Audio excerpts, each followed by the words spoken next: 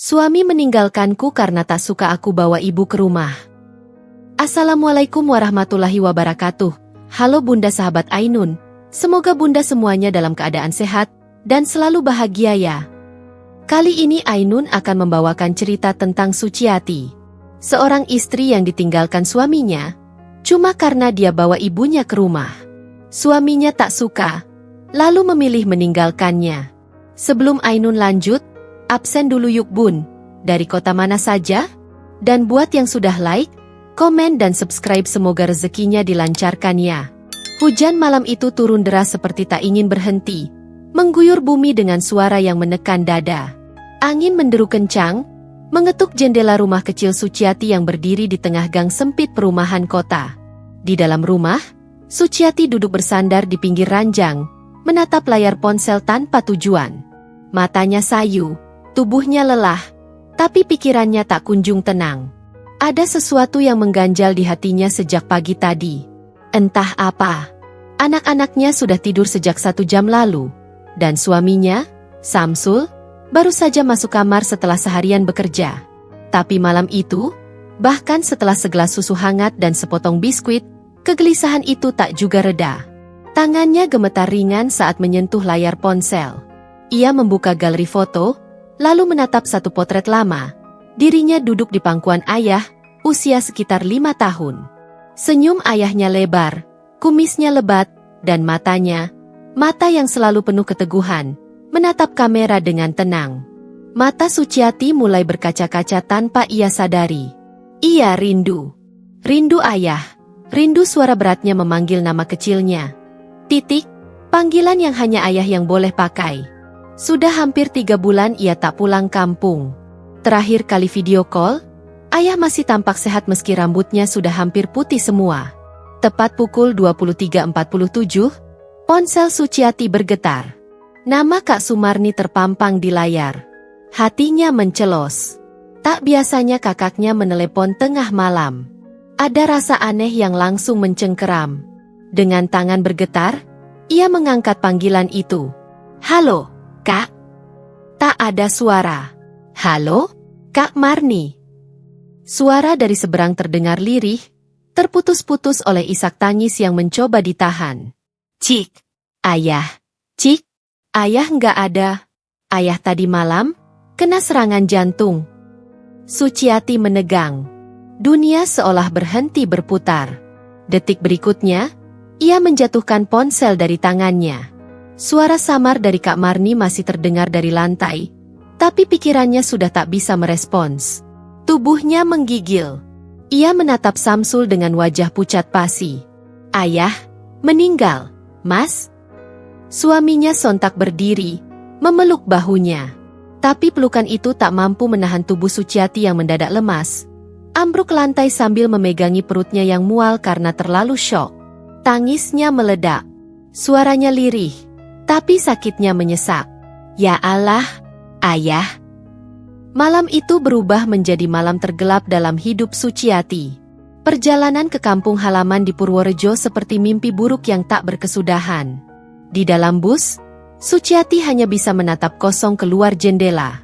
Hujan masih turun, kini membasahi kaca jendela dengan irama yang menyayat. Di pangkuannya, ia memeluk tas kain berisi baju seadanya, dan sebuah sajadah lama pemberian ayah. Setiap kilometer yang ia lewati terasa begitu berat. Ia ingin cepat sampai, tapi juga takut. Takut melihat tubuh ayah terbujur kaku. Takut menatap wajah ibunya yang pasti hancur. Takut menerima kenyataan bahwa orang yang paling ia cintai di dunia ini sudah tak bernyawa. Saat bus memasuki jalan desa yang becek dan penuh genangan, dada Suciati makin sesak. Jantungnya berdetak tak beraturan. Dan ketika langkah kakinya menginjak halaman rumah orang tuanya, yang kini tampak jauh lebih tua dan kosong, ia tahu bahwa hidupnya takkan pernah sama lagi. Rumah itu ramai oleh pelayat. Namun tak ada suara yang benar-benar terdengar. Semuanya seperti terbungkam oleh duka yang menggantung di udara. Dan di tengah ruang tamu sederhana itulah, tubuh ayahnya terbujur kaku. Dibalut kain kafan putih, wajahnya terlihat tenang, terlalu tenang. Seolah hanya tidur. Tapi Suciati tahu, takkan ada pelukan lagi. Takkan ada suara ayah lagi yang berkata, "Titik, pulang juga kamu ya?" Ia berlari memeluk jenazah ayahnya, menangis sejadi-jadinya. Suara tangisnya menembus dinding-dinding rumah, menggema dalam hati semua yang mendengarnya. "Yah, kenapa pergi secepat ini?" Suci belum sempat minta maaf. Suci belum sempat peluk ayah. Tak ada jawaban. Hanya keheningan. Dan kain kafan yang basah oleh air mata. Pemakaman berlangsung keesokan harinya. Tanah merah masih basah, dan langit tetap muram. Di pemakaman itu, Suciati berdiri mematung. Di sampingnya, ibunya, Busri, tampak lebih kecil dari biasanya. Tubuhnya seperti kehilangan separuh nyawa. Suciati menggenggam tangan ibunya erat-erat. Setelah semua orang pulang, hanya mereka berdua yang masih duduk di sisi pusara. "Bu," suara Suciati lirih, nyaris tak terdengar. "Sekarang ibu tinggal sendiri di rumah ini." Suci nggak tenang ninggalin ibu sendiri.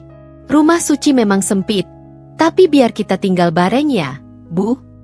Busri tidak langsung menjawab. Matanya menatap nisan suaminya dalam diam. Hanya hembusan napasnya yang terdengar. Lalu ia mengangguk pelan. "Ibu ikut kamu, Cik."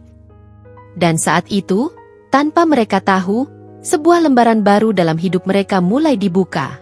Sebuah babak baru yang penuh ujian, pengorbanan, dan perjuangan. Tapi juga penuh cinta. Cinta seorang anak pada ibunya.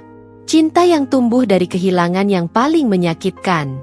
Suciati tidak tahu bahwa keputusannya malam itu akan mengubah hidupnya selamanya. Tapi ia yakin satu hal, tidak akan pernah ada penyesalan karena mencintai orang tua dengan sepenuh hati. Dan meski ayahnya telah tiada, cinta itu akan terus hidup dalam setiap langkah yang ia ambil. "Ma, ikut aku ke kota." "Ya." "Gak mungkin Mak sendiri di rumah ini." Kalimat itu meluncur dari bibir Suciati pagi-pagi sekali, saat embun masih menempel di rumput pekarangan. Matahari belum sepenuhnya naik, tapi burung-burung sudah riuh di pohon mangga depan rumah. Namun, tak satupun suara alam itu mampu mengisi kekosongan hati Suciati maupun ibunya. Busri menghela napas pelan. Di hadapannya, Suciati duduk bersimpuh, menatap dengan mata memohon. Perempuan tua itu hanya mengusap lembut kain sarung yang menutupi lututnya. Rumah itu sudah menjadi saksi bisu puluhan tahun kehidupan, dari zaman Busri muda hingga kini ia sendiri. Namun, sejak ayah Suciati, Pak Rohman, meninggal 2 hari lalu karena serangan jantung, rumah yang biasanya penuh doa dan canda, berubah menjadi tempat sepi yang menyayat. "Apa kamu yakin, Cik?" tanya Busri dengan suara bergetar. "Suamimu, Samsul itu, apa dia gak keberatan?" Suciati terdiam sejenak. Pertanyaan itu seperti petir kecil yang mengingatkannya pada kenyataan yang tak bisa ia abaikan.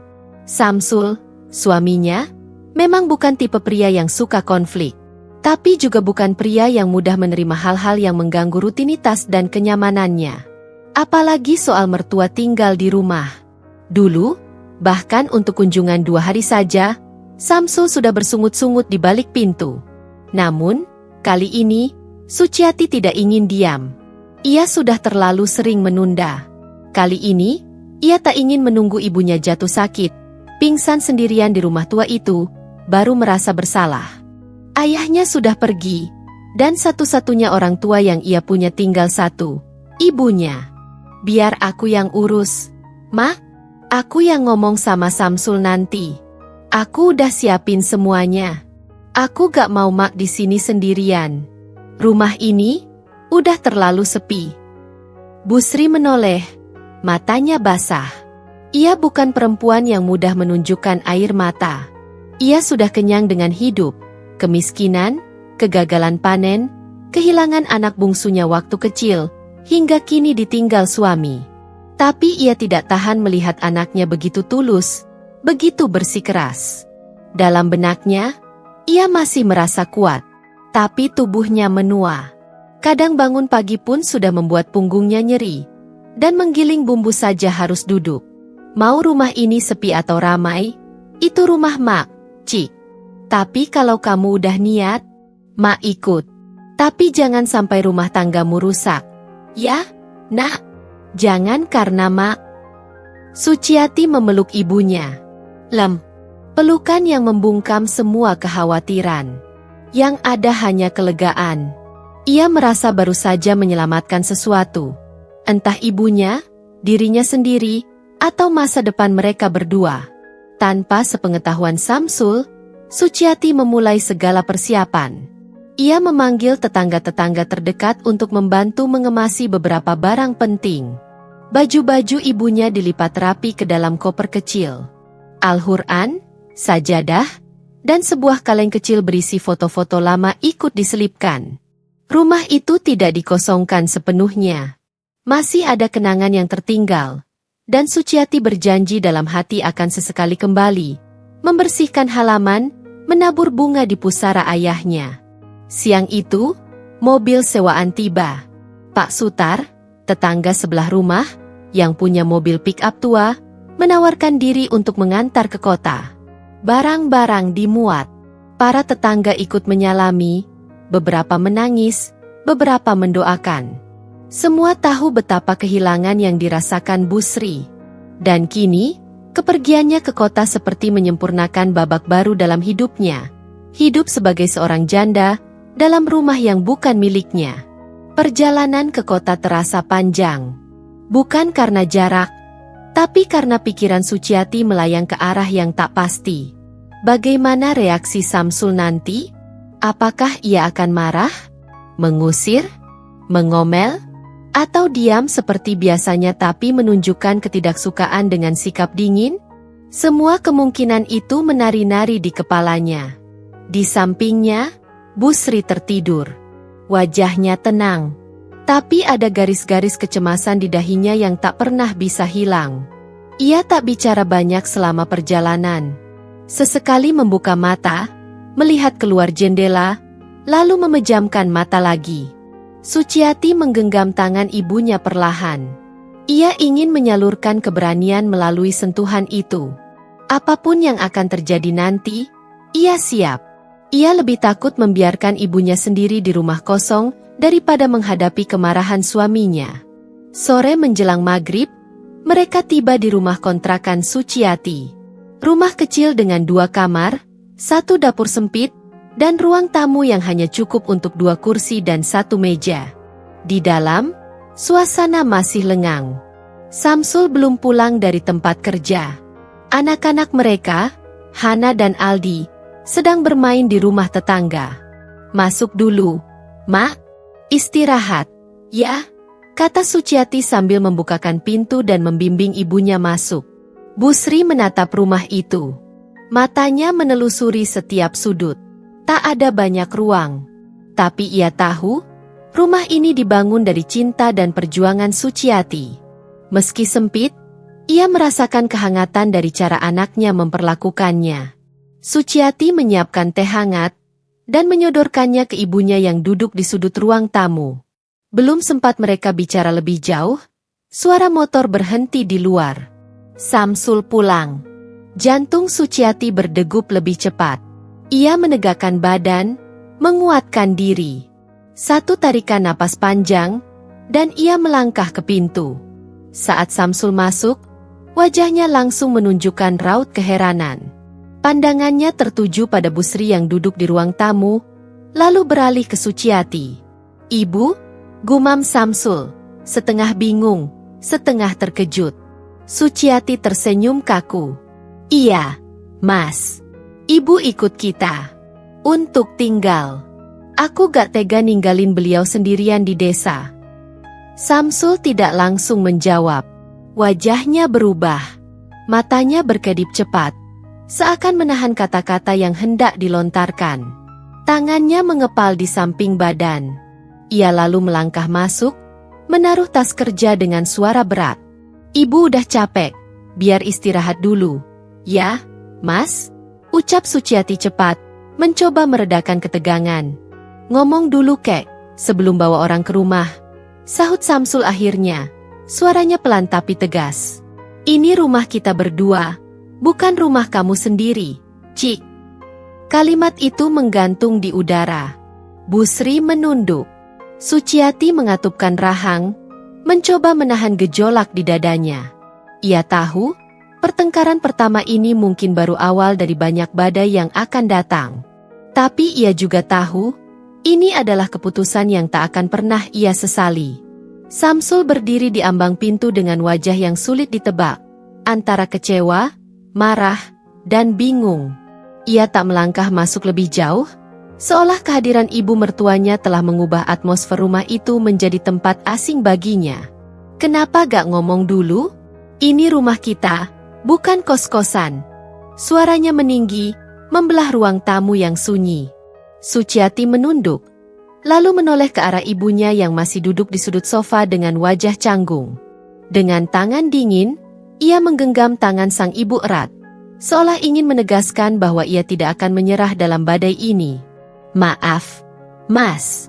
Aku takut Mas gak setuju.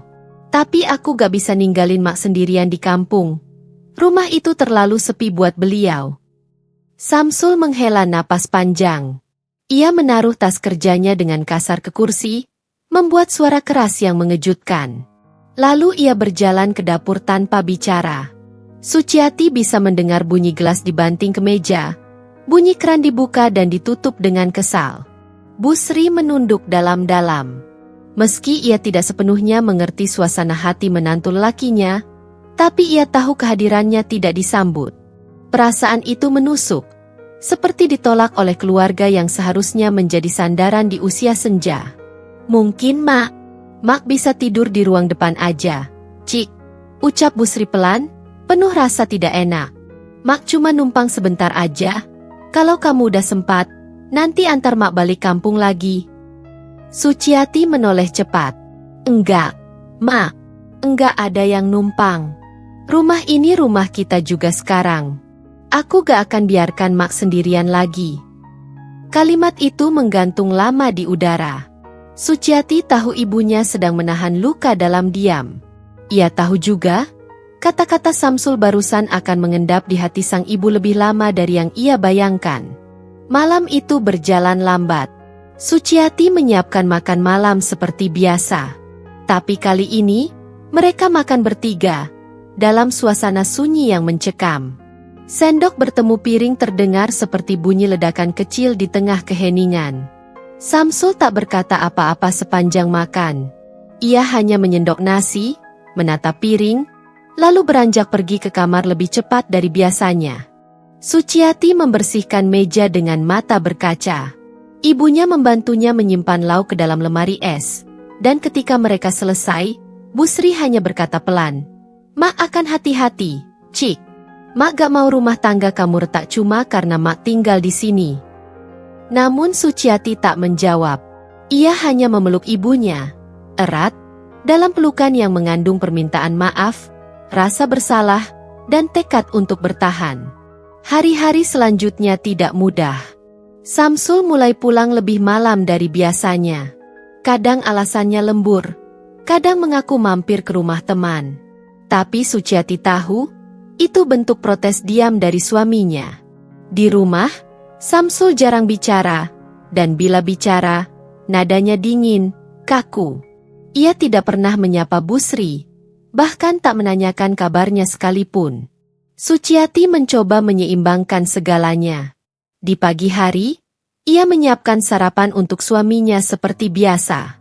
Ia memastikan ibunya nyaman, menyiapkan teh dan roti, dan mencuci pakaian sebelum berangkat membantu warung milik tetangga di ujung gang. Ia tidak mau terlihat lemah. Ia tidak ingin membuat ibunya merasa bersalah karena tinggal bersamanya. Tapi semakin hari, beban di pundaknya terasa makin berat. Ia seperti berdiri di tengah dua dinding yang terus menyempit. Ibunya yang renta dan merasa menjadi beban, dan suaminya yang terus menjauh dengan hati yang tertutup. Suatu malam, ketika anak-anak sudah tertidur dan Bu Sri sudah masuk kamar kecil di samping dapur, Suciati memberanikan diri masuk ke kamar. "Mas," katanya pelan. Samsul sedang memandangi layar ponselnya, rebahan dengan punggung menghadap ke arah pintu. "Mas," ulang Suciati, duduk di tepi ranjang. "Kenapa?" sahut Samsul datar. "Mak gak minta banyak, Mas. Cuma pengen dekat sama anaknya, Biar gak sendiri di rumah. Aku tahu ini gak gampang buat Mas. Tapi, gak gampang? Potong Samsul cepat. Ia bangkit duduk. Ini rumah kita cuma 2 kamar. Cik, 2 anak, sekarang nambah 1 orang tua. Aku capek kerja seharian. Pulang butuh tenang, bukan rumah yang makin sempit dan ribut. Mak gak ribut, Mas. Mak bahkan nyuci bajunya sendiri. Bantu masak juga. Masalahnya bukan itu. Cik, aku cuma pengen rumah yang nyaman. Ini rumah aku juga. Kenapa kamu ambil keputusan sepihak? Suciati menahan napas. Matanya mulai basah. Karena aku anaknya, Mas. Karena aku gak mau nyesel. Aku gak mau kehilangan mak. Kayak waktu kehilangan bapak. Aku cuma pengen jagain orang tuaku, Mas. Samsul tak menjawab. Ia memalingkan wajah, kembali ke posisi awal, membelakangi istrinya. Suara ponsel kembali terdengar, bunyi notifikasi bersahutan. Tapi malam itu, bagi Suciati, punggung suaminya adalah tembok dingin yang tak bisa ia tembus. Di kamar kecil dekat dapur, Busri tidak benar-benar tidur. Ia mendengar semuanya.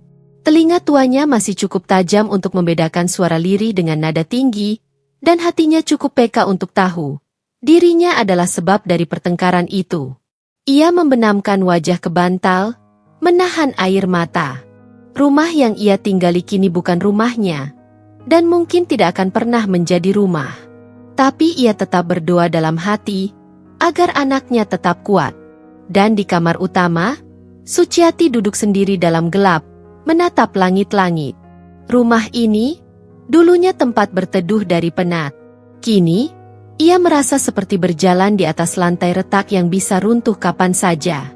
Rumah yang dulu penuh canda, kini jadi ladang pertarungan antara tanggung jawab dan ego, antara cinta dan kesetiaan. Rumah ini, bukan lagi rumah.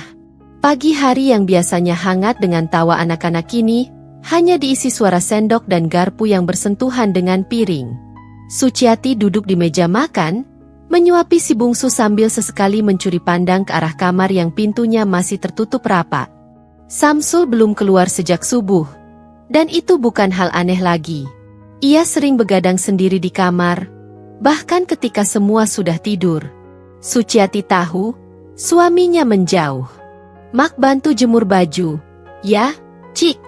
Ujar Busri pelan sambil mengangkat baskom cucian.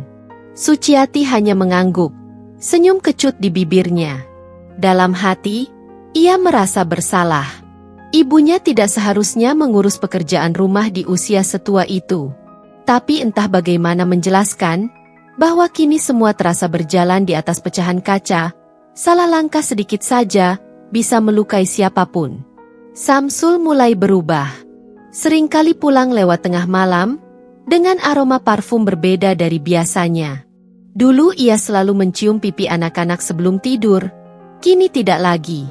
Bahkan kepada Suciati, ia hanya melemparkan sapaan seadanya. Sekalipun duduk bersama di ruang tengah, suasana lebih mirip 2 orang asing yang kebetulan tinggal di atap yang sama. Kadang Suciati duduk menatap pintu, berharap Samsul akan pulang lebih awal, akan duduk bersamanya, akan berbicara meski hanya sepatah dua. Tapi yang datang hanya bunyi deru motor, suara pintu dibuka kasar, dan langkah tergesa menuju kamar. Suciati merasa seperti tamu di kehidupan rumah tangganya sendiri. Suatu malam, ketika hujan turun deras dan listrik padam, Busri mengetuk kamar anaknya pelan. Cik! Suciati membuka pintu dengan senter di tangan. Wajah ibunya tampak cemas. Anak-anak nangis, gelap semua, ucap Busri. Mak takut lilin di dapur jatuh. Suciati mengangguk. Ia buru-buru menghampiri kedua anaknya yang ketakutan di ruang tengah, lalu menyalakan beberapa lilin. Saat itulah Samsul pulang, dengan motor yang basah kuyup, dan ekspresi wajah yang jauh dari ramah. Apa-apaan ini? Rumah kayak kamp pengungsian. Hardiknya melihat lilin di mana-mana. Suciati menghela napas. Listrik mati. Mas. Kenapa gak cari genset? Gak bisa tenang aku di luar. Malu diliatin tetangga. Bu Sri berdiri di sudut ruangan, kaget dengan nada suara menantunya. Ia hendak membuka mulut, tapi Suciati lebih dulu berkata, "Mas, tolong jangan bicara kayak gitu depan Mak." "Oh, jadi sekarang aku harus jaga kata-kata juga, ya? Di rumah sendiri?" Kalimat itu menyayat lebih dalam daripada hujan yang mengguyur atap rumah. Bu Sri menunduk, lalu berjalan perlahan ke kamarnya tanpa sepatah kata. Keesokan harinya, Suciati memandangi foto pernikahannya yang terpajang di ruang tamu. Foto itu, yang dulu selalu membuatnya tersenyum, kini hanya jadi kenangan dari seseorang yang seperti telah berubah menjadi orang asing. Ia tak lagi bisa bicara banyak dengan Samsul. Setiap percakapan berubah jadi debat. Setiap langkah kecil untuk menjaga kedamaian, selalu dibalas dengan dinding dingin yang membuatnya semakin terasing.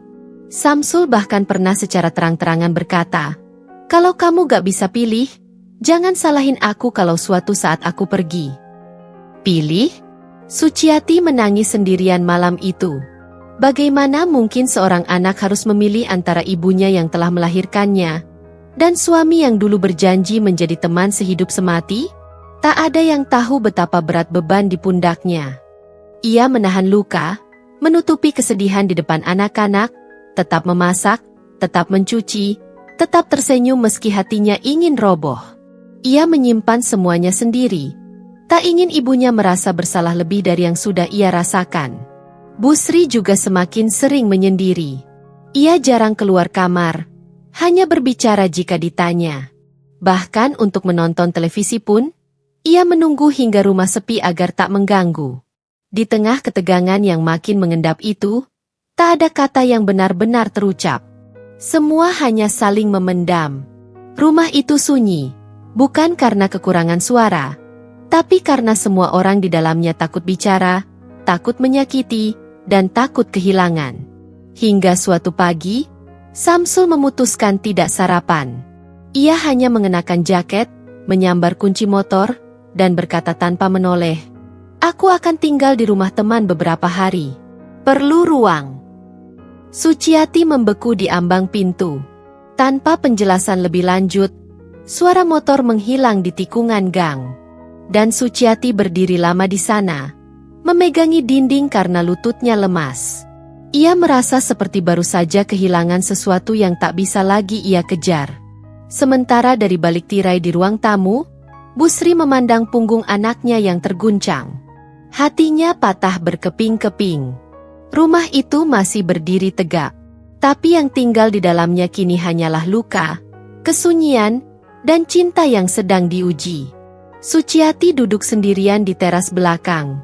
Hujan turun deras, membasahi taman kecil yang dulu ditanami bersama Samsul, sebelum segalanya berubah. Di pangkuannya, secangkir teh yang tak disentuh. Matanya memandang kosong, jauh ke titik yang tak terlihat siapapun. "Cinta itu gak seharusnya saling mengancam," bisik Suciati lirih. Tapi justru itulah yang sekarang mengungkungnya. Dua cinta yang saling menuntut. Dua cinta yang sama-sama tulus, tapi kini saling bersilang arah. Dan ia, perempuan yang berdiri di tengah-tengah, mulai kehilangan pijakan. Ia mencintai Samsul. Ia mengingat betul hari pertama lelaki itu datang melamarnya dengan tatapan teduh dan suara yang meyakinkan. Lelaki itu yang dulu berkata, "Kamu anak satu-satunya, aku gak akan pernah pisahkan kamu dari orang tuamu."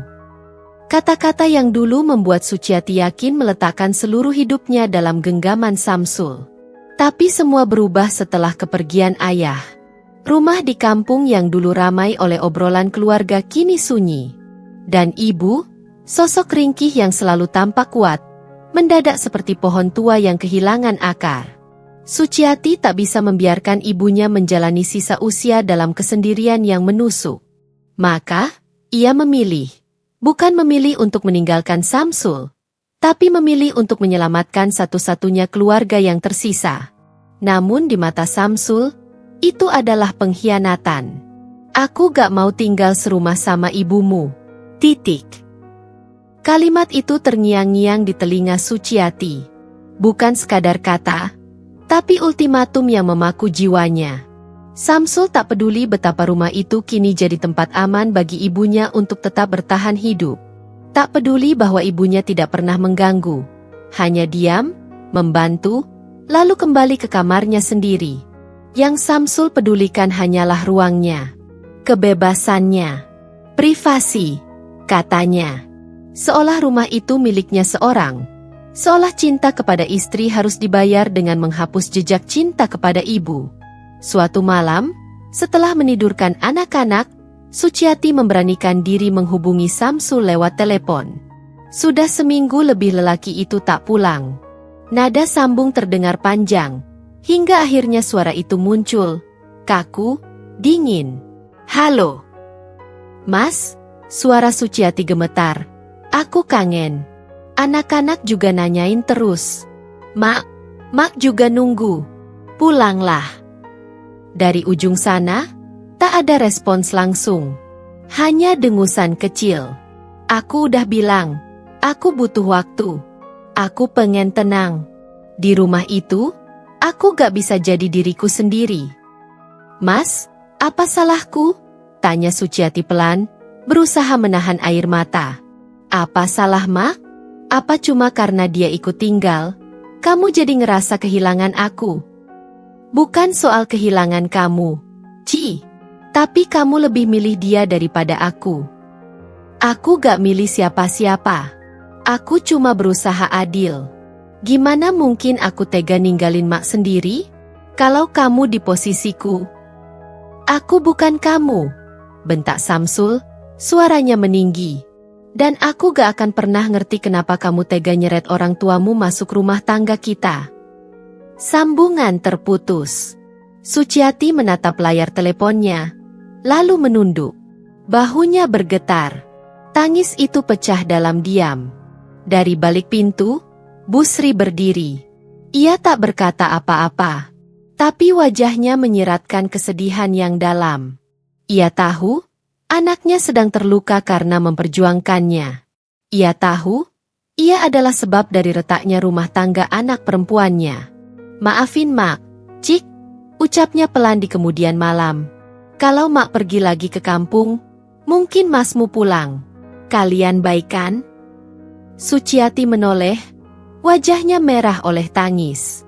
"Jangan bilang gitu, Mak. Jangan bikin aku tambah bingung. Aku yang harusnya minta maaf. Ini semua bukan salah Mak. Bukan salah siapa-siapa." Ia memeluk ibunya erat. Tubuh tua itu menggigil. Mungkin karena usia, mungkin karena rasa bersalah, atau mungkin karena ia juga terlalu lama memendam semuanya sendiri. Hari-hari berikutnya berjalan tanpa warna. Samsul masih belum pulang. Anak-anak mulai bertanya, dan Suciati kehabisan alasan. Ia tak bisa menjawab kapan ayah mereka pulang, atau kenapa ayah tak lagi menelpon mereka. Sementara itu, di hatinya sendiri, sebuah jurang mulai terbentuk. Ia mencintai Samsul. Ia mencintai ibunya. Tapi jika salah satu dari mereka menuntut penghapusan atas yang lain, apa itu masih cinta? Ia pernah membaca, cinta itu ruang. Tapi jika cinta yang dimilikinya justru memaksa, menuntut, mengatur, dan menyakitinya, apakah itu masih layak disebut rumah? Dan ketika malam kembali tiba, Suciati berdiri menatap langit dari jendela kamarnya.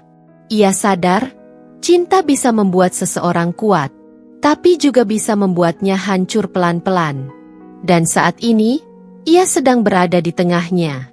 Dua cinta, dua belah hati, dan satu perempuan yang harus memutuskan akan tetap bertahan atau melepaskan. "Aku kasih waktu seminggu. Kalau ibumu masih di sini, aku yang pergi." Kalimat itu masih menggema di kepala Suciati, seperti gema di ruang kosong yang tak kunjung reda. Samsul mengucapkannya sambil memalingkan wajah, dingin dan tanpa jeda. Seakan yang ia hadapi bukan istri yang telah mendampinginya bertahun-tahun, tapi seorang musuh yang harus ditaklukkan. Suciati tidak menjawab waktu itu. Hanya menunduk, menahan tangis yang siap pecah. Di balik tubuhnya, Ibunya berdiri diam, tak mendengar, tapi seolah tahu apa yang baru saja terjadi. Malam itu, Suciati tak bisa tidur. Ia duduk memeluk lutut di sudut ranjang, menatap kosong ke arah pintu kamar yang tertutup. Hatinya sesak. Air mata mengalir begitu saja, tak terbendung. Ia merasa terperangkap di antara dua belah dinding yang makin hari makin mendekat, menghimpit napasnya, menghancurkan hatinya sedikit demi sedikit. Di tengah malam, ia bersujud. Sujud yang panjang, yang hanya bisa dilakukan oleh orang yang benar-benar tak tahu harus meminta tolong ke siapa lagi. Ya Allah, kalau ini ujian, tolong kuatkan aku. Kalau ini jalanmu, tunjukkan yang terbaik untuk kami semua. Jangan pisahkan aku dari Mak, tapi jangan pisahkan aku dari Samsul juga. Aku mohon. Suara doanya nyaris tak terdengar. Hanya isakan kecil yang menyertai sujudnya, menetes di sajadah yang sudah mulai basah. Hari-hari setelah ultimatum itu seperti hidup di atas bom waktu. Suciati menghitung hari, sementara Samsul semakin menjauh. Ia jarang pulang. Sekalinya pulang, hanya untuk mengambil pakaian, atau diam di kamar tanpa sepatah kata. Busri berusaha bersikap biasa, tapi dari cara ia makin sering mengurung diri di kamar, Suciati tahu, ibunya terluka.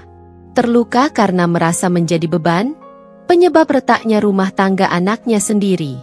Pagi itu, Suciati memergoki ibunya sedang melipat-lipat baju ke dalam tas kecil. Mak mau kemana?" tanya Suciati panik, langsung meraih tangan ibunya. Busri menghindari pandangan. "Mak cuma ngemas-ngemas. Siapa tahu nanti pulang lagi ke kampung." Suciati menggeleng cepat. "Mak gak akan kemana-mana. Ini rumah kita sekarang." "Enggak, Cik. Ini rumahmu sama Samsul. Mak cuma numpang hidup sementara. Kalau Mak bikin susah, lebih baik Mak pergi." Perkataan itu menampar. Suciati terduduk, menatap ibunya dengan mata berkaca-kaca. Dunia terasa sangat tidak adil. Kenapa harus dia yang harus memilih? Kenapa dua orang yang dicintainya seperti tak bisa saling menerima?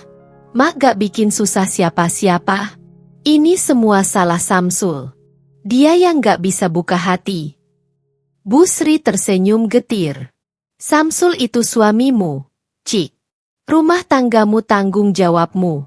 Jangan sampai kamu kehilangan suami gara-gara Mak.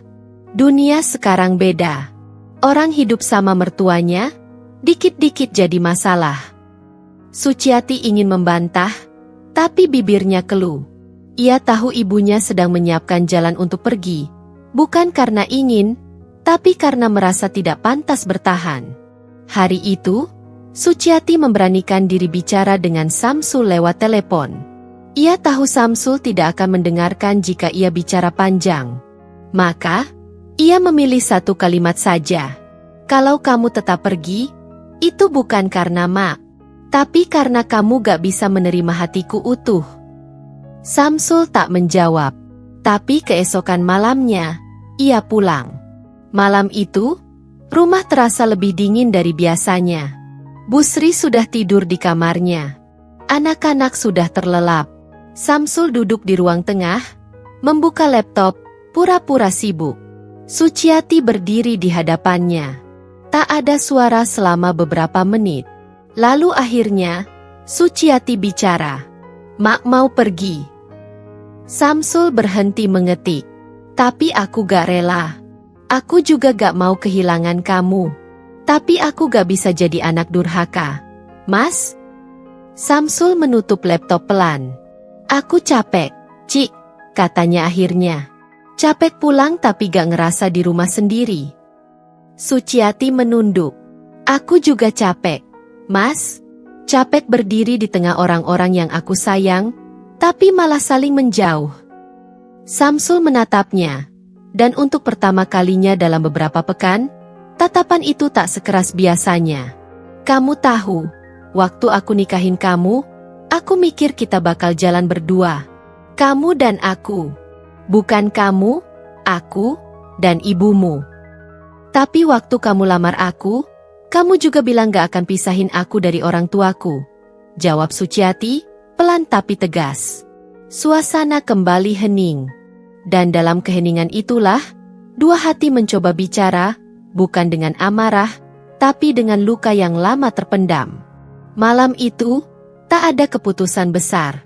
Tak ada pelukan, tak ada pelampiasan emosi. Tapi juga tak ada kata pisah. Hanya dua manusia yang sama-sama terluka, duduk dalam satu ruang, mencoba memahami bahwa hidup tak selalu berjalan seperti rencana awal. Dan besok adalah hari ke-7 dari ultimatum Samsul. Hari yang akan menentukan, apakah rumah ini masih bisa disebut rumah, atau hanya menjadi tempat persinggahan terakhir sebelum perpisahan benar-benar terjadi. Pagi itu, langit mendung seperti menyimpan rahasia. Suciati bangun lebih awal, menyiapkan sarapan seperti biasa. Ada nasi goreng kesukaan Samsul, telur dadar dengan potongan cabai rawit, dan secangkir kopi hitam tanpa gula. Ia tidak tahu mengapa pagi ini ia merasa harus lebih berusaha. Mungkin karena diam-diam ia masih berharap bahwa Samsul akan berubah pikiran, bahwa seminggu ultimatum itu tak akan berakhir dengan perpisahan. Ia sempat mengintip ke kamar. Kosong. Samsul belum pulang sejak kemarin. Tapi hatinya menolak percaya apa yang selama ini dibisikkan oleh kenyataan. "Mak, aku ke pasar dulu ya. Ada sayur habis," katanya sambil mengenakan kerudung. Busri hanya mengangguk pelan. Ada cemas yang terbit di mata tuanya, tapi ia memilih bungkam. Hatinya pun tak tenang. Suciati pergi dengan langkah cepat, berusaha mengabaikan kekhawatiran yang diam-diam mencekik dari dalam dada. Di pasar, ia berjalan sambil melamun. Ia lupa harga cabai, lupa beli garam, bahkan hampir tertabrak motor saat menyeberang jalan. Hatinya penuh, pikirannya kusut, matanya berkabut. Dan saat ia pulang, semua menjadi sunyi. Pintu rumah terbuka sedikit. Gordon tampak bergoyang pelan, seperti sedang melambai pergi. Begitu masuk, ia langsung tahu ada yang hilang. Bukan hanya suara, tapi juga jejak, kehadiran. Ia letakkan kantong belanja di meja dapur dan melangkah cepat ke kamar. Jantungnya berdetak lebih cepat dari biasanya. Gagang pintu didorong. Kosong. Lemari terbuka. Baju-baju Samsul lenyap. Rak sepatu kosong. Hanya tersisa sandal jepit yang sudah usang, seperti ditinggal dengan sengaja sebagai pengingat bahwa seseorang pernah ada di situ. Suciati berjalan pelan ke meja makan. Di sana, di atas taplak meja yang ia cuci 2 hari lalu, tergeletak secari kertas. Dilipat seadanya, tanpa amplop, tanpa nama. Tangannya gemetar saat membuka. Hidup ini tentang kenyamanan. Dan aku sudah tak nyaman. Sederhana, dingin, tidak ada salam, tidak ada penjelasan. Hanya satu kalimat yang lebih tajam dari pisau. Suciati terduduk. Dunia terasa berhenti berputar. Napasnya tercekat, tangisnya pecah tanpa bisa ditahan. "Mas," lirihnya, seakan nama itu bisa memanggil kembali sosok yang sudah memutuskan pergi. Busri mendekat perlahan, tangannya menggenggam pundak Suciati. Ia ingin berkata sesuatu, tapi tak ada kata yang cukup untuk meredakan luka seperti ini. Yang ada hanya diam dan pelukan, 2 hal yang tak akan bisa mengganti kepergian seorang suami yang memilih meninggalkan rumah tanpa berpamitan. Hari berganti. Rumah itu kini benar-benar hanya dihuni 2 perempuan. Seorang ibu dan seorang anak perempuan yang kehilangan. Suara tawa anak-anak masih terdengar, tapi tak lagi sebebas dulu. Mereka bertanya, "Abi mana?" Dan Suciati hanya bisa menjawab, "Abi ada urusan kerja." Sebuah kebohongan kecil untuk melindungi hati yang lebih kecil.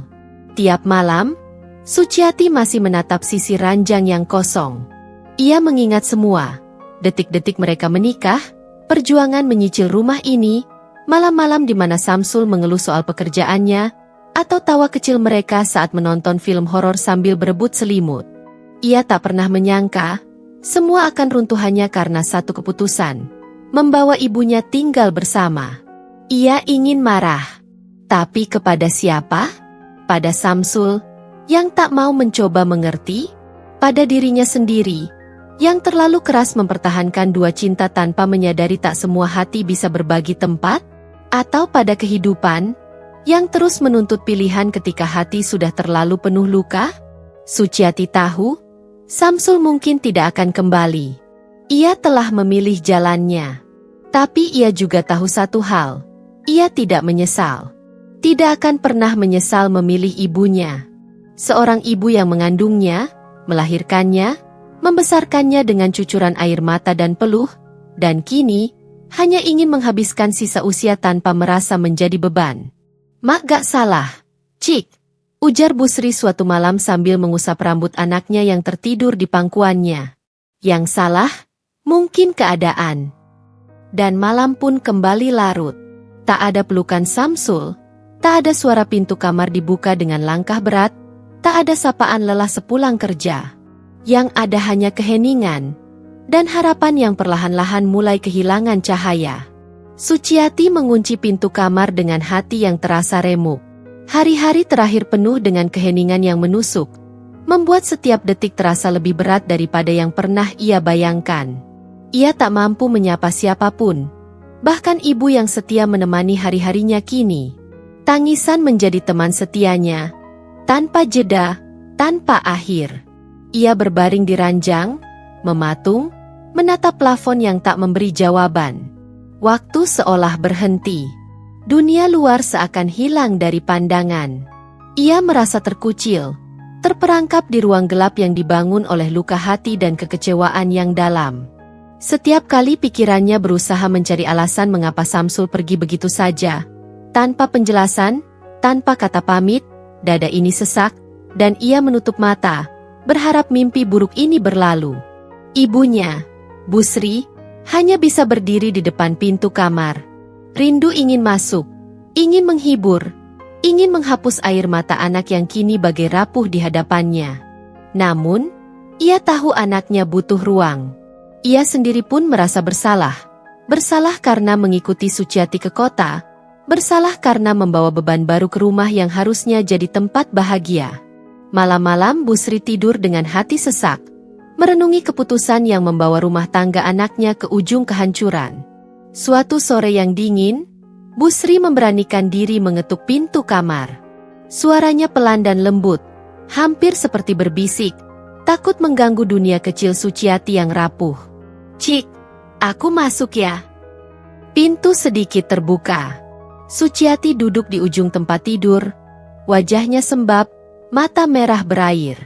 Ia menatap ibunya seolah takut kehilangan sosok yang selama ini menjadi satu-satunya pegangan. Busri duduk perlahan di sampingnya. Tangan tua itu menggenggam tangan Suciati yang dingin, memberi kehangatan yang sangat dibutuhkan. Mak pergi aja, Cik. Suara ibunya pecah, penuh rasa sakit dan keputusasaan. Biar kamu bisa hidup normal lagi, bebas dari beban ini. Suciati menunduk dalam, menahan tangis yang mengancam pecah. Kalau semua orang ninggalin aku hidup buat apa? Mak? Suaranya serak, retak dalam lirih yang menghancurkan. Ia menggenggam tangan ibunya lebih erat. Tubuhnya menggigil dalam pelukan hangat yang menenangkan. Dua hati yang terluka, dua jiwa yang rapuh, kini berpegang pada satu sama lain. Tidak ada kata-kata yang mampu mengungkapkan kedalaman rasa sakit ini, hanya isakan dan pelukan yang menjadi bahasa mereka. Hari-hari berikutnya berubah menjadi rutinitas yang berat. Suciati mulai merasakan tekanan dari dalam dirinya sendiri, antara keinginan untuk bangkit dan perasaan hancur yang tak kunjung reda. Ia menyadari bahwa kesedihan ini bukan sekadar luka biasa. Ini adalah luka yang mengoyak seluruh fondasi hidupnya, yang tak bisa disembuhkan dengan waktu singkat. Namun, perlahan, dalam keheningan itu, mulai tumbuh secercah kekuatan yang samar. Suciati mulai membuka jendela kamarnya sedikit lebih lebar, membiarkan sinar matahari menyelinap masuk dan menghangatkan ruang hatinya yang dingin. Ia mulai berbicara lebih sering dengan ibunya, membiarkan kata-kata pelan itu menjadi jembatan untuk merangkai kembali kehidupan yang hampir hancur. Di sela-sela kesedihan, Suciati menemukan kekuatan kecil. Ketika ia melihat senyum lembut ibunya, ketika ia mendengar suara sayang yang tak pernah putus dari Bu Sri, ketika ia merasa tak lagi sendirian dalam gelap. Ia mulai menulis jurnal, menuangkan semua perasaan yang terpendam. Setiap kata yang tertulis seolah membebaskan beban di dadanya sedikit demi sedikit. Ia menangis di setiap halaman, tapi juga tersenyum ketika mengingat kenangan indah yang masih tersisa. Malam-malam panjang kini diisi dengan doa yang tak henti mengalir, memohon kekuatan untuk bertahan dan menjalani hidup yang baru.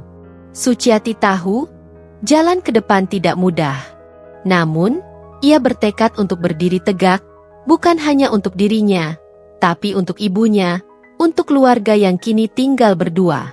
Ketika luka yang tak disangka itu merayap perlahan ke dalam hidupnya, Suciati mulai menyadari satu hal, bahwa cinta sejati bukan hanya tentang kehadiran, tapi juga tentang keberanian untuk menerima dan terus melangkah meski dalam kegelapan. Hari-hari berlalu tanpa ampun, membawa Suciati melewati gelombang kesedihan yang begitu dalam. Namun, di balik tangisan dan kepedihan itu, perlahan muncul sebuah kekuatan yang tak pernah ia sadari sebelumnya. Sebuah kekuatan yang lahir dari luka, namun mampu menjadikannya lebih tegar, lebih berdiri di atas kaki sendiri. Awalnya, bangun pagi saja terasa seperti perjuangan berat. Namun, sedikit demi sedikit, rutinitas itu mulai memberi arti baru. Suciati memulai harinya dengan secangkir teh hangat di dapur kecilnya, ditemani ibu yang kini menjadi pelipur lara dan teman sejatinya. Obrolan ringan tentang kenangan lama, tentang mimpi yang belum sempat mereka gapai, menjadi pengisi hari-hari yang mulai berwarna. Usaha kecil yang ia rintis pun perlahan mulai menunjukkan hasil. Dengan modal seadanya, Suciati membuka warung kelontong di depan rumah.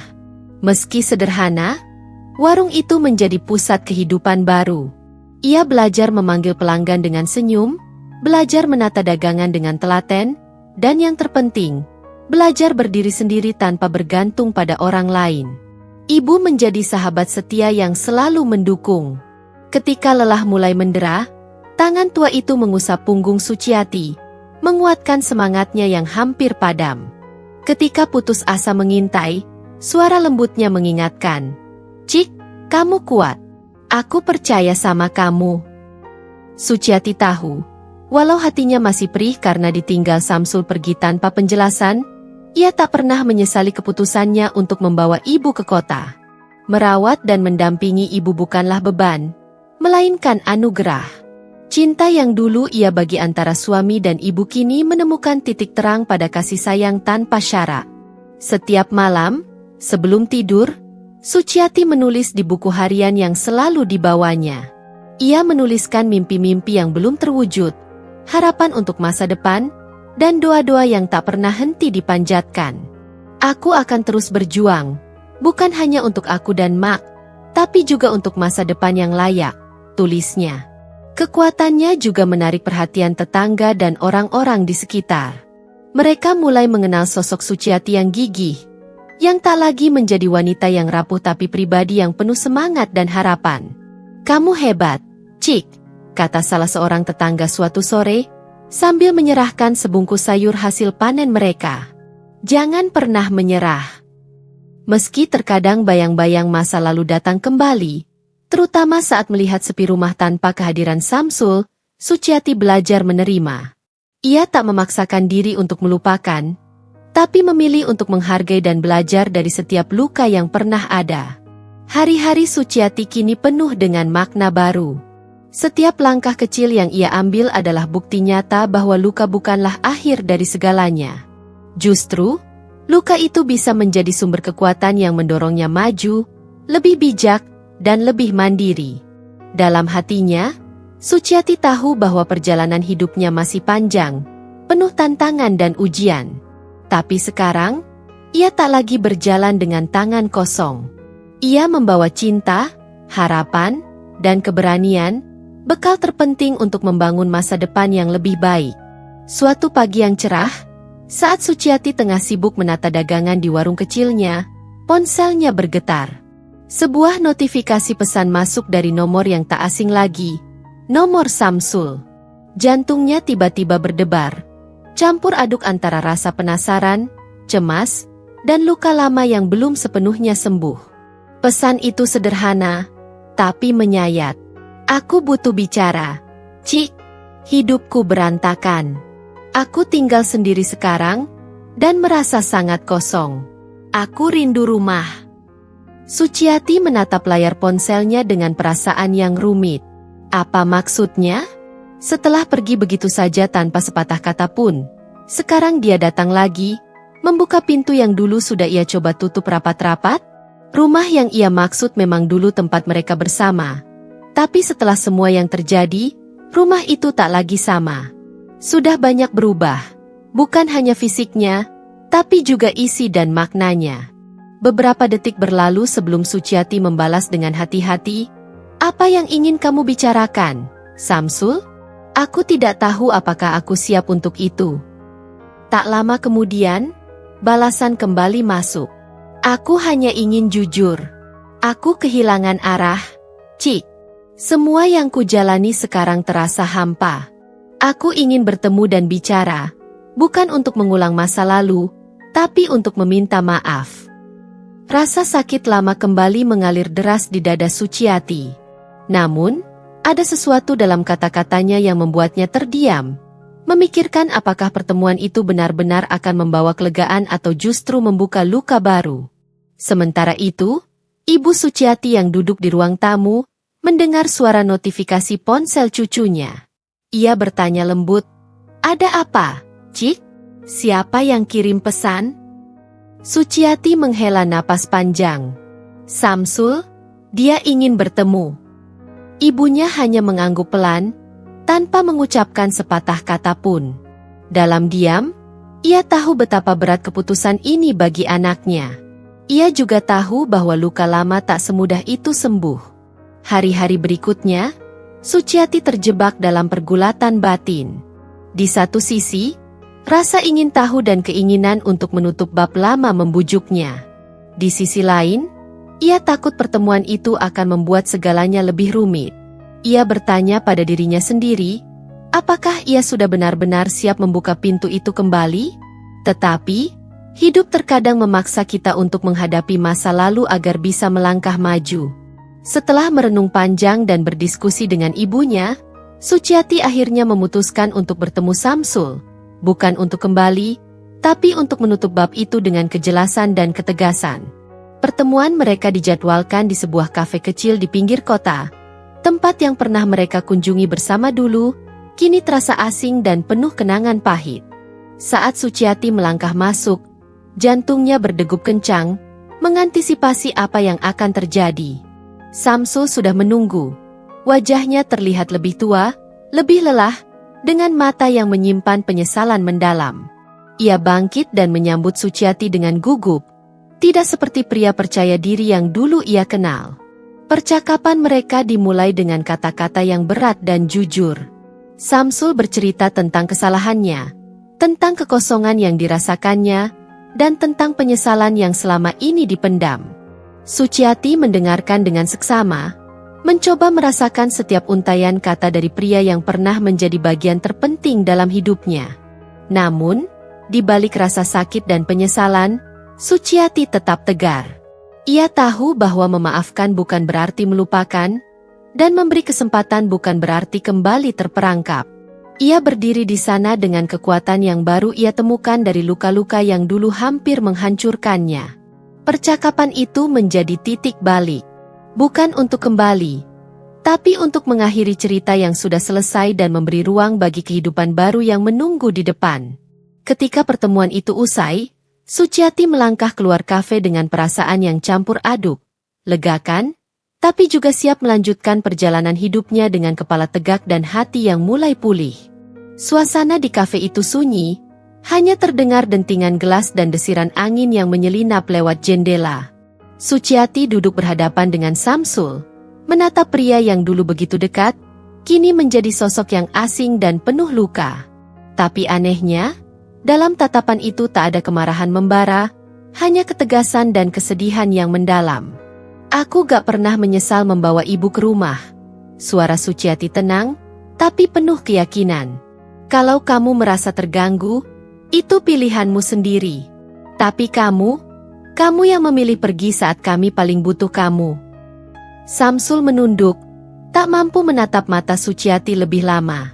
Ia tahu, tidak ada kata yang bisa menghapus rasa sakit yang telah ia timbulkan. Tidak ada alasan yang cukup kuat untuk membenarkan kepergiannya saat itu. Di dalam diamnya, ia mengakui satu hal paling pahit. Cinta yang tulus tidak akan meninggalkan di tengah ujian. Cik, aku salah. Aku meninggalkan kalian di saat kalian membutuhkan aku. Aku bodoh. Suara Samsul pecah, seolah beban penyesalan yang selama ini dipendam baru saja meledak. Aku gak tahu bagaimana caranya minta maaf yang benar. Suciati menarik napas panjang, menahan gelombang emosi yang nyaris menguasainya. Aku juga gak akan memaafkan kamu begitu saja. Tapi aku mau kamu tahu, aku memilih ibuku bukan karena aku gak cinta kamu. Aku memilih keluarga, dan aku memilih menjaga hati yang pernah kau hancurkan. Titik air mata jatuh dari sudut mata Samsul, mengalir tanpa bisa dicegah. Ia tahu, ini bukan saat untuk mengulang kisah lama, tapi saat untuk menerima konsekuensi dari pilihan yang sudah dibuat. Perjalanan mereka berdua tidak akan sama lagi. Suciati berdiri, langkahnya mantap dan penuh harga diri. Aku sudah belajar berdiri sendiri, Samsul. Aku sudah menemukan kekuatan dari luka yang kau tinggalkan. Jangan harap aku kembali ke masa lalu yang penuh dengan pengkhianatan dan kesedihan. Di luar kafe, matahari mulai merangkak naik, mengirimkan sinarnya ke setiap sudut kota yang dia menyaksikan pergulatan hati dua insan yang pernah saling mencinta.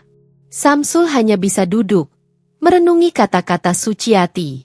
Ia menyadari bahwa pilihan yang pernah ia buat telah mengubah segalanya.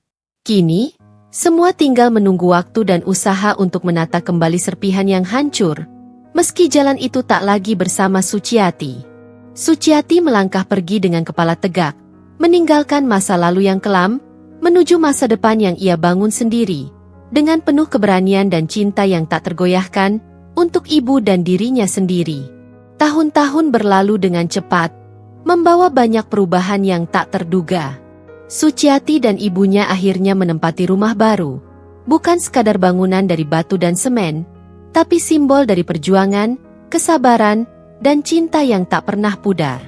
Rumah itu terletak di pinggir kota, di sebuah lingkungan yang tenang dan damai, jauh dari keramaian dan segala kepahitan masa lalu. Halaman depan rumah dipenuhi bunga-bunga yang bermekaran dengan indah. Mawar merah, melati putih, dan anggrek yang lembut mengisi udara dengan aroma harapan baru. Setiap helai daun dan kelopak bunga seolah menjadi saksi bisu bagaimana Suciati dan ibunya menanam benih kesabaran, merawatnya dengan kerja keras, hingga tumbuh menjadi kekuatan yang tak tergoyahkan. Suciati berdiri di beranda, memandang rumah yang kini menjadi tempat ia dan ibunya membangun hari-hari penuh arti. Ia tersenyum, mengenang semua luka, kehilangan, dan air mata yang pernah menemaninya dalam perjalanan hidup. Tapi yang lebih penting, ia sadar bahwa semua itu adalah pelajaran berharga yang membentuk dirinya menjadi lebih tegar dan bijaksana. Ia paham kini, rumah bukan hanya soal dinding yang melindungi dari hujan dan panas, bukan pula hanya soal harta atau kemewahan yang bisa ditunjukkan kepada orang lain. Rumah adalah tentang hati yang saling menjaga, tentang cinta yang tulus dan pengorbanan tanpa pamrih. Tentang bagaimana dua jiwa, Suciati dan ibunya, bersama-sama menghadapi dunia, tak tergoyahkan oleh badai. Sesekali Suciati menatap foto lama yang tersimpan rapi di meja ruang tamu, foto dirinya bersama Samsul, dengan senyum yang dulu penuh harapan. Ia tidak lagi merasa sakit atau dendam. Sebaliknya, ia merasa bersyukur, karena perpisahan itu mengajarinya untuk mencintai dengan lebih bijak dan memilih yang terbaik bagi dirinya sendiri. "Mak, lihat bunga-bunga ini," kata Suciati sambil memegang tangan ibunya. "Mereka tumbuh dari tanah yang dulu gersang, sama seperti kita. Kita juga bisa tumbuh, walau dari luka yang dalam." Ibunya tersenyum hangat, mata berkaca-kaca. Kamu sudah menjadi bunga yang indah, Cik. Aku bangga padamu. Suciati menatap mata ibunya.